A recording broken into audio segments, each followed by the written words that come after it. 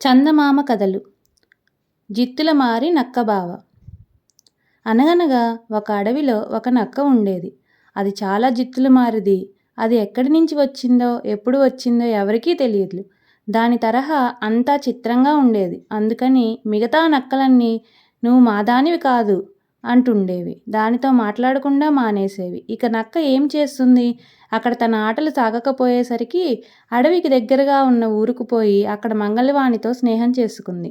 పాపం ఆ మంగలి చాలా మంచివాడు. అతనికి ఈ నక్క సంగతి తెలీదు. పైగా నక్క చాలా పెద్ద మనిషిలాగా తీయగా మాట్లాడేది. అది నిజమని మంగలి నమ్మాడు. వాళ్ళిద్దరికీ మంచి స్నేహం కలిసింది.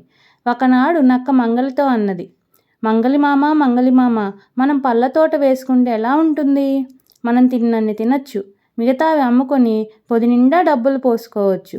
పాపం మంగలికి మాటలు వినే వరకు నోరు ఊరింది. మామిడి మొక్కలు, సపోటా మొక్కలు, అరటి మొక్కలు తెచ్చి తోట వేశాడు. అక్కడక్కడ గుమ్మడి పాదులు, దోసపాదులు పెట్టాడు. తను పెళ్ళాము కలిసి పాదులు చేసి నీళ్లు తెచ్చి చెట్లకు పోసేవాళ్ళు. నక్క పైన కర్ర పెత్తనం చేస్తూ కావలి కాస్తున్నాననేది.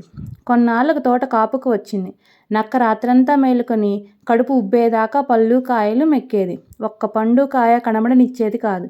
ఒకనాడు మంగలి, నక్కబావా, తోటలో కాయలేమైనా ఉన్నాయా అని అడిగాడు. ఇప్పుడెక్కడివి? వానాకాలం వస్తే కదా దొరికేది అన్నది నక్క. పాపం మంగలి నమ్మాడు. వానాకాలం వచ్చినాక అడిగాడు. వానాకాలంలో ఎక్కడన్నా కాయలు ఉంటాయా? చలికాలం రావాలి అన్నది. చలికాలం వచ్చినాక అడిగితే, పిచ్చివాడ, చలికాలంలో కాయలు దొరుకుతాయా? పిందెలు ఉంటాయి, ఎండాకాలంలో అడుగు అని ఇట్లా ఏదో ఒక సాకు చెప్పుతూ మంగలిని ఒక్క కాయ తిననివ్వలేదు. ఇంతలో ఎండాకాలం వచ్చింది. కాయలు కాచినాయి. నక్క ఒకనాటి రాత్రి అడవికి పోయి మిగతా నక్కలతో చుట్టరికం కలుపుకోవాలని వాటినన్నిటినీ విందుకు పిలిచింది. అవి వచ్చి పొట్ట పట్టినన్ని తిని మిగతావి తుంచి కొరికి మట్టిలో పారవేసిపోయి చక్కా పండుకున్నవి. పాపం మర్నాడు పొద్దున మంగలి వచ్చి తోట చూసుకుంటే కళ్ళ వెంబడి నీళ్లు వచ్చాయి. చెట్లుని ఒక్క కాయ లేదు. ఒక్క మూలన మాత్రం గుమ్మడి పాదుకు ఒక గుమ్మడికాయ ఉంది. అది ఆకులు కమ్మి ఉండడం మూలాన కనపడడం లేదు. నక్క చేసిన మోసానికి దాన్ని దండించాలనుకున్నాడు మంగలి. ఇంట్లోకి పోయి పొదిలో నుంచి మంగలి కత్తులు తీసి బాగా సానపెట్టి గుమ్మడికాయకు చుట్టూ కట్టాడు. ఆ కత్తులు కనబడకుండా ఆకులు అడ్డం పెట్టి ఇంటికి పోయి హాయిగా నిద్రపోయాడు. మర్నాటి రాత్రి తీరిగ్గా నక్క వచ్చింది. దానికి బాగా ఆకలి వేస్తున్నది. తోటలోని కాయలన్నీ తోటి నక్కలు అది వరకే పాడు చేసినాయి కదా. తోట అంతా గాలించడం మొదలుపెట్టింది.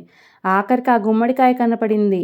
అది అత్యాశతో ఒక్క మాటుగా గుమ్మడికాయ మీద దూకింది. ఇంకేం, దాని ఒళ్ళంతా తెగింది. నెత్తురు కారడం మొదలుపెట్టింది. ఒళ్ళంతా మంటలు. ఏడ్చుకుంటూ కాళ్ళు ఈడ్చుకుంటూ పోయి ఒక రాతి మీద కూర్చుంది. చాలాసేపటి దాకా నెత్తురు కారిపోతూనే ఉన్నది. ఇక ఇలాంటి తప్పుడు పని చేయకూడదని మనసులో అనుకున్నది. మంగలిని దొంగ కొడుకని తిట్టింది. ఎన్ని తిట్టినా ఎవరిని తిట్టినా దాని నొప్పి తగ్గుతుందా? నెత్తురు కారకుండా ఉంటుందా? నెత్తురు కారడం ఆగిన తర్వాత బయలుదేరదాం అనుకుంది. కానీ ఆ నెత్తురు ఎండగట్టి అందులో ఇరుక్కుపోయింది. అందులో నుంచి కదలాలేదు, మెదలాలేదు. నక్కకి మంగలి మీద భలే కోపం వచ్చింది. నన్ను ఇందులో నుంచి బయటికి రాని, నీ పని పట్టకపోతే అని శపథం చేసింది. పాపం, ముందు అది బయటపడితే కదా మంగలి పని పట్టడానికి. అబ్బాయిలు, అమ్మాయిలు, మనం కూడా చూద్దాము నక్క వాడి పని ఎలా పట్టుతుందో. ఈ కథ ఇంతటితో సమాప్తం.